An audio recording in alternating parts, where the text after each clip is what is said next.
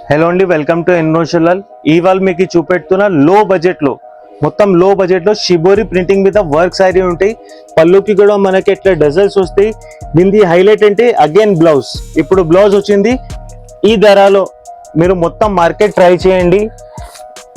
Blouse rate లో చీర free ఉంది మనకి ఈ రోజు. సూపర్ ఐటమ్ ఉంది. షిబోరి ప్రింటింగ్ లో బాందీ ఉంటాయి ఆల్ ఓవర్ శారీకి.